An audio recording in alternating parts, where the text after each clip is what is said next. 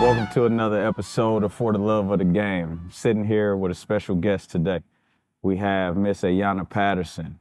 She is probably the most decorated women's basketball player to come from Fort Wayne. We're talking finished top 10 in her class coming out of high school, McDonald's All-American, gold medalist, Miss Basketball winner. Again, man, it's truly a pleasure to sit down with Miss Ayanna Patterson. How you doing, lady? I'm good. I'm doing good. I mean, definitely had a great year this year. I mean, I'm lucky to be sitting here with you and doing this interview to be your second guest on your show. For sure, for sure. Let's dive right into it. So, for the love of the game, where did the love of the game start for you? I mean, I grew up around sports my whole life with my dad playing basketball professionally, and then I had an older brother who went and played at UCLA and at Tennessee, and I had a mom that loved track and field, ran track and field in high school. So, I mean, it was always in my blood. Whatever sport I wanted to play, my parents let me do it, and I just stuck with basketball, and that was the winner. For sure, for sure. So you just spoke about track and field. A lot of people don't know how good you were. Yes. That might have been your first love before basketball. That was my first love, and I think as I just got older, I wanted to be with a team. I love team sports, and so track was too individualized for me, and I love track. I wish I could still run track to this day, and that helped me with the game of basketball. So, I mean, I will always thank track, and that will always be my first love. I got you. So since we've already touched on family, talk about the impact that your family plays kind of in your athletic career right now. My family plays a big part in everything that I'm doing right now, just because I'm 12 hours away from home, everything I've known. So them checking in on me, making sure I'm good, make sure I have everything I need up there on campus. And then, I mean, going through surgeries and everything, and them being there and dropping everything they had to do with work and everything, and being there to take care of me is great, and checking in on me and my mental health was amazing. So, I mean, without my family, I don't know where I would be. Give me your most memorable moment playing basketball before high school. Okay. My most memorable moment? Yep. Would probably have to be in 7th grade. We was playing Shawnee, and they were like one of our rivals. They were good. But that was when I was having fun. I mean, all my teammates, we all grew up together, and us competing against one of the better teams in middle school for the championship. It was fun. I mean, there was no care in the world about anything else except for winning that championship with my teammates at that time. I got you. How do you think some of those experiences that you're talking about has helped you prepare for right now? It taught me to just always have fun. There's always gonna be trials and tribulations in every story, but if you know you can get through it with all the people you love and your teammates are always gonna be there for you, it's always gonna be fun when you get to go out there and battle. Let's pivot a little bit and talk about your high school career a little bit. I really want to touch on the USA piece. I want you to talk about what your experience was like playing in the 3-on-3 USA.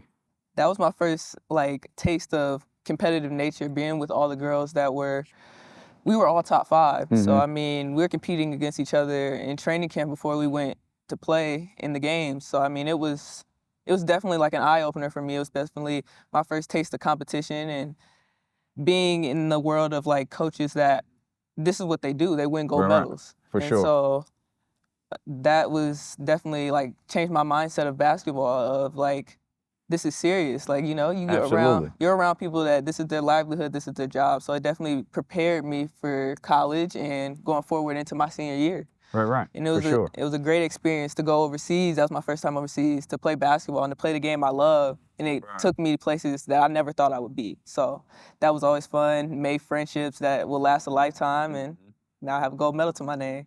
Absolutely, that's big time. What does it mean to me to be Mrs. Basketball? It means a lot. I mean, that's a lot of history. You go down the line and you look through some of the greats, and that was always a dream of mine. As soon as I put on that Homestead jersey, I knew I wanted to be Miss Basketball from watching Carissa and Coach Parker and all they've accomplished. And I was like, you know what? I want to do this. And my dad always and my parents always instilled in me that whatever you put your mind to, you can do. And Absolutely. when I stepped on that court, all I wanted to do was be Miss Basketball. For sure. So then, we Miss Basketball. We talked about the gold medal. What was it, McDonald's All-American? Like, a lot of people want to play in the game, and a lot of people receive those nominations. Yeah. Talk about the off-the-court stuff that you guys experienced with the McDonald's game. McDonald's was way more than basketball. It's definitely not what people think when you go to the game. It is definitely more than that. I mean, going and listening to families that have their child at the McDonald's house and how the organization has taken care of them, and meeting all different types of players from all around the world, from men's and women's players. And we're all top of our class, and being able to have those like real conversations with each other that we only see each other on social media. So I mean, chopping it up as far as like their recruitment and how their life is going, how they're taking basketball. I mean, and that was the time when NIL and everything else became real, and how everybody else felt about it. I mean, because that was new for all of us. So it was really cool, and it was a really nice experience to, I mean, meet those coaches, the staff, the families that were there from the Ronald McDonald's house. I mean, my class didn't get to walk through the hospital, but I mean, we got the opportunity to hear a few stories from a few families, and definitely get to meet them and talk to them. So it was always going to be something I remember. Good, good. What's your transition been like from high school to college as a freshman? What was that freshman summer like? It was rough. I mean, it's like you in the big leagues now. Yeah. Like, you're going against, I step into a gym with some of the most decorated college players. And me coming from Indiana, and, you know, I mean, that was new. I mean, I'm used to being the best player in the gym and not going against the best players. So, I mean, definitely going to college, it was rough. It was hard. I mean, I had my trials, I had my problems, but I mean, I got through it. I prayed. I knew what I was capable of, and I came back and I trained with you, and I got to see what everybody else was doing. I just stayed in the gym and waited for my opportunity. Right. Let's talk about that a little bit, because we're coming from a situation where, you know, everything had been dependent on Ayanna's production on the floor. You know, in middle school, high school, you very rarely spent time on the bench. So to get there as a freshman and then go through some of those trials, how'd you handle that mentally? It was tough, because that was my first time coming off the bench. And so, I mean, I definitely had to just be like, you know what, I'm going to go in there with the six-man mentality of, I'm going to go in here and show everybody what I can do, that I can be the energy off the bench that we need. I don't have to score every point. Like, I mean, and that was never my mindset. I was like, I'm going to be the best defender, so everyone knows in the gym, she's going to get a stop for us. Coach knows she can go in there, get a stop. She can go get a rebound. She can go get a loose ball. I'm going to do all the little things, because I'm on a team full of scorers. I came into a situation where, I mean, I had All-Americans around me. So, I mean, if I had to do the little things to make sure we were winning games, that's what I was going to do. Right. Is that why you chose UConn, because you knew you would get challenged in that way? Yes, 100%. I mean, Coach has always told me, like, it's going to be challenges. This is how they, like, feed their families. I mean, definitely he's preparing us for the next level, because in the next level, everyone's not going to be a scorer. You're not going to make a team in the WNBA based on your scoring production. What can you do for your team to win games? Can you get a stop? Can you get a rebound, loose ball? Like, all those little things that, because they have their superstars. You got to build yourself into being a superstar. For sure. You got to impact the winning column. That's what it's all about at the end of the day. Yes. So we're coming out of our freshman year. Obviously, we didn't have the success that we wanted in the postseason. And then we're going into our sophomore year. And we have this injury. Talk about your injury a little bit. I mean, my injury, I've had tendonitis my whole life. I've had it since I stepped foot in high school. So to watch it develop and grow over time, of being in college and the demands on your body and practicing every day and at a high level. So, I mean, that was tough, and that was hard on my body, and my knee couldn't handle it. So, I mean, I've tried. After the season, I just was like, it's time to get right. Like, I got to sit down. I got to figure out my plan for my knee. We figured out a plan. We got so many different procedures done, trying to get ready for the season, trying to make sure we could get there. And I mean, none of them worked. And I did like countless workouts in between each of those procedures. and I still had the same knee problems that I've had. Right. And which led me to ultimately hurting my patella. And so that was definitely tough for me to sit down and take a step back and talk to all my coaches and be like, this is bigger than basketball now, because this is something that's going to affect you for the rest of your life. For sure. And to have surgery. And that was hard for me to step away from the game and actually sit on the sideline. So with that, how'd you handle it mentally? Who was really like in your corner? Let's look outside of the family. Who was there for you? I mean, my teammates. Right. I mean, unfortunately, I had 5 teammates with me that were all in the same situation, going through different injuries. Right. And, you know, for us to all be in that same situation, we all came together and we had our moments where we cried together. We shared like what we were going through, our problems with our injury. And without them, I don't think I would have been able to get through it. Right. Because I had somebody that was in my shoes. And it was like our village. Almost. So it was really nice. I mean, I hated that all of us were hurt, but I mean, for us to all have each other, that was special. And that made a connection that we will all always have. And I think it will carry on to next year. Speaking of that carry on, I think you guys made a nice little run in the tournament, right? Yeah. Let's talk about your vision for the game, your feel for the game, and how, sitting on that sideline, how that's kind of transformed how you view the game. It's changed my mindset a lot of how it's built my IQ. I mean, I've gotten the opportunity to sit there and watch some of the best women's college basketball players, and not only my teammates, but the other teams. And I've gotten the opportunity to sit back and like read the scouting report and see how this can affect everything on the floor. For sure. And like, okay, they're doing this. Okay, they're doing that. That was on the scout. Let's do this. Maybe we need to try this. So, I mean, it was nice for me to sit back and actually like observe and watch what the college game was actually looking like, because last year I was thrown into it. Right, for sure. And it was kind of nice to sit back and be like, okay, this is what he was talking about last year. This is what, so I mean, this year definitely like was an eye-opener for me. It slowed the game down 100%. It's definitely helped me develop my IQ and grow as a player and carry on to next season. And then we go, we're a controversial call away from making it to the national championship. So in terms of like the impact that sports in the women's world is having now, let's talk about how that Final Four game, which was probably one of the most televised Final Fours in women's basketball history, what was that experience like? It was crazy. I mean, Coach talks about it every year about like getting to the Final Four, playing in those games. But until you're like standing there and you're looking around and you're like, wow, like we're actually at the Final Four. Right. I mean, I had a different perspective because I wasn't playing, but I mean, I wouldn't have wanted it any other way, because that was my opportunity to observe for next year. So to sit back and be like, okay, wow, like be shocked for a moment and be like, this is really what women's college basketball is. This is what we've experienced 11 times. And just to sit back and be like, wow, like women's basketball has grown. And being in an arena that's sold out and you can't even hear the person next to you talk was crazy for me. Yeah, that's exciting. That's exciting. And I know you've been a huge advocate for women's sports and trying to level the playing field across the board between men and women. And I think that game was monumental in that transition. It's making a lot of people kind of tune in, to basketball a little bit more. Like we talk about, when Caitlin Clark, makes it to the final game, and then now she makes her debut in the WNBA, and then everybody is tuned in to that game.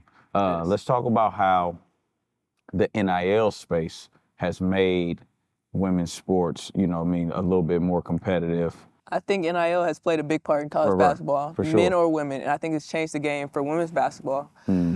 Because, I mean, you've got people that have never watched a game of basketball tune in because you see Caitlin Clark on a State Farm commercial. For sure. And you're intrigued. For sure. Or you see her on a Nike commercial or ESPN commercial. I mean, you have various things where you see women's basketball players in, and you give them the opportunity, you get people interested in the game. Right. And I'm I'm really grateful for the class of 2020 because they've paved the way for us. I mean, we've got people that have never tuned into a WNBA game in their life, sitting back, watching WNBA games and tuned in and intrigued and like excited for the season. For sure. And Absolutely. excited for the women's game, not even just in the WNBA. They're excited for the women's game. And that is like phenomenal. And that's just not at the University of Connecticut. That's everywhere. Right. And I'm really like grateful to have that opportunity because I've watched games where it's like you don't get a lot of people in the stands or people aren't excited for the women's game. And I had to grow up in that era. And to be actually in college and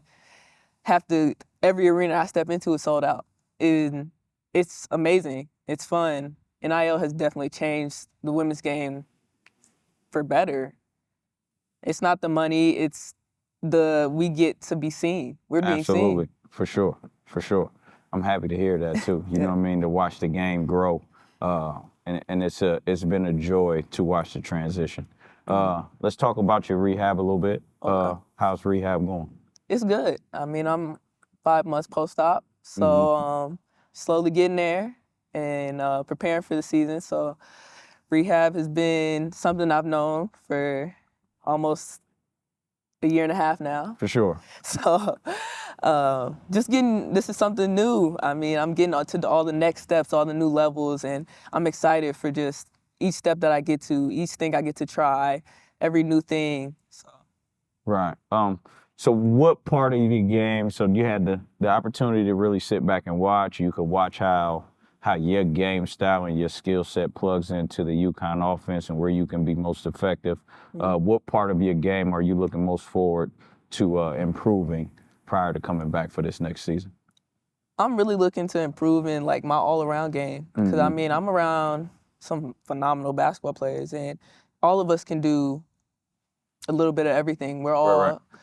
So to come on to this team that we're going to have next year, I mean, being able to guard 1 through 5, be our best defender on the floor. And I think that's my biggest thing. I want to be that person that can just, you know what? Ayanna's got it. Ayanna can go be our best defender. And that's what I want my game to be this year. And that's what I'm striving for, I want to be Defensive Player of the Year. I hear that. That's good goals. Is there anything thus far about your journey that you would change? No. I mean, I live by this in Jeremiah 29:11. God knows your future. He has a future for you. For sure. And all those roadblocks you have in the way, they're meant for something. You're going to do something great. So, I mean, if I keep going with it and staying with it, God has something for me at the end. I hear that. You had a camp this past summer, for autism. I know you're very, very instrumental in giving back to the youth and your fight for autism and being a pillar in the community. What would you say to the young lady that's watching Ayanna Patterson? You can achieve all your dreams, no matter how big or small, no matter who doubts them. Long as you in your mind know you can achieve it, you will. And don't let anyone tell you otherwise. That's all the things I live by.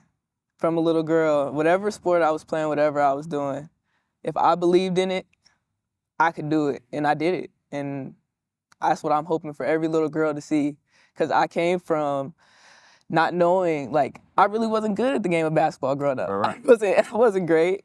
My mom will tell you stories that I wasn't even out there for the basketball. I was out there to make friends. And so I stuck with it, and I wanted to be good at something. I wanted to be good at basketball. And when I put my mind to it, no one could tell me differently. Right. I'm going to share a story. I told you we would touch on this story. I remember, I think you were in the 7th grade, and I seen your dad, and he showed me a video. It was of you running track, which we touched on earlier. He said, Jamal, I'm not going to do his impression. I got a good Andre Patterson, but I'm not going to do it. But he told me, he said, Jamal, Ayanna is going to be the first girl from Fort Wayne to dunk a basketball. You were in the 7th grade. And then fast forward, and there's a video of me and you, and you're dunking on me in the training video, and this video goes viral.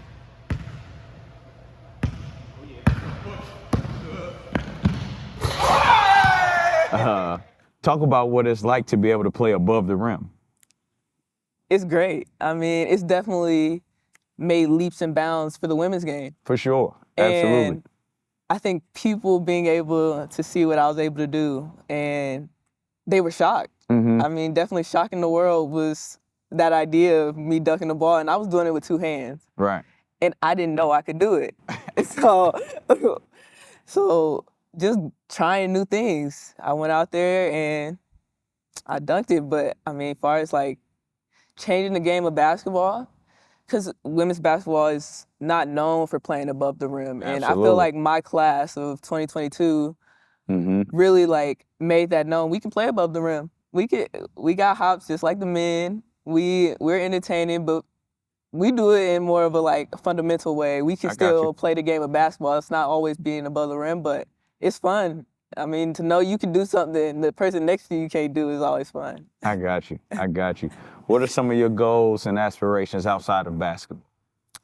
My goal is to give back to my community, give back to the youth. I want them to know that everything is possible, and to have all the resources that I had and have all the opportunities that I have, and try to open up those doors for them. And that was the biggest thing with me putting on my camp this year. I want to give back to my community because I want the youth to be able to be like, you know what? I don't remember Ayanna, she was a great basketball player, but you know what? I remember going to her camp when I was younger and how much we enjoyed it and we had fun, and she was always talking to us. She was encouraging us. She was always someone I could talk to and like put something by. That's all I want to be remembered by, and that's the biggest thing. That's good. Let's talk about your major a little bit. What are you majoring in school? I'm actually majoring in human development and family studies with a minor in sports kinesiology. Okay. Why that path?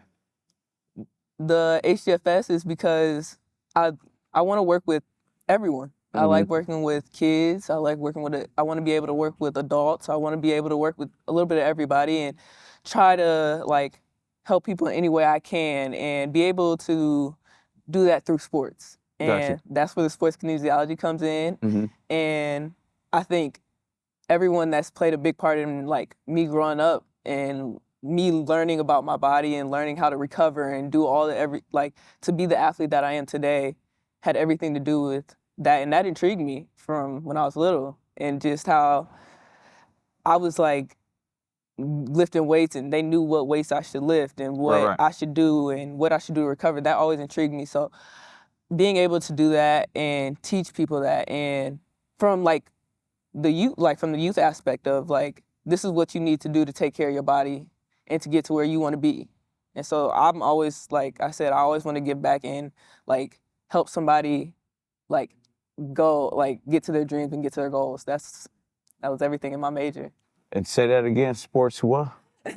Sports kinesiology. I can't even say that. All right, how's it? So we've talked about the community, and you talked about how it's important for you. I mean, I think it is very important for the athletes to kind of give back to the community, and I know that's very important to you. Let's just touch on that again, just the importance of it. And when did you figure out, like, hey, outside of basketball, I really want to make an impact in my community, whether it's through sports or not through sports? I had the opportunity to watch my parents, who they both do something of giving back to their community. My mom is a preschool teacher, and my dad, he does a little bit of everything with the youth and giving back to his community. So I was from probably like 8th grade, I knew my story is going to be giving back to my community, and I want to do that through opening doors for, I can do that through opening doors for all the little girls who are like, you know, what if McDonald's All-American might not be for me? Like, how can I get there? Right. And for me to knock down that barrier for them was everything I wanted, because I want them to know, like, you can accomplish all those things. So I just wanted to be remembered as like someone who was like, opened up doors for us, always was there when we needed her. And she's always there to help. Like, you know, if you can't be remembered by those things, being remembered by all the accolades and all the awards you win means nothing. Like, For sure. That's a good segue, because my next question is about legacy. So when it's all said and done, and you hang up your hoop shoes and you look back, what do you want your legacy to look like? Like I said, I want it to look like, how did Ayanna affect the next generation? Like, I can do all that I can do in the game of basketball, and that's not gonna mean anything to the next generation. That's gonna look at me like, okay, a piece of paper. Like, you can look at all the awards, but what did she do for me? Like, what did I do for that kid that's in my shoes 10 years from now? And I want to be able to like help our community and help our youth as much as possible achieve their dreams of getting to where they want to go. Because it's only two of us that came out of here. We're McDonald All-Americans, won a gold medal, and it's only two of us. And I want them to know that there could be more. Right. We all, even though we're from Fort Wayne, Indiana, we can all do everything else in the world that everyone else is doing. For sure. My last question, question number 34, but number 34. What would the older Ayanna say to the younger Ayanna? You know what? I would probably say, stay with it. You know, you're gonna have hard times. Stay with it. Keep your head up. Keep working. Keep doing everything you're doing, because eventually it'll get noticed. You'll achieve all your dreams you wanted to. Just keep your head down and keep working. That's what I'm talking about. Well, we appreciate you guys checking in. Another episode of For the Love of the Game. Miss Indiana, Ayanna Patterson. Thank you for having me. Absolutely. Appreciate you, lady. No problem. Yeah.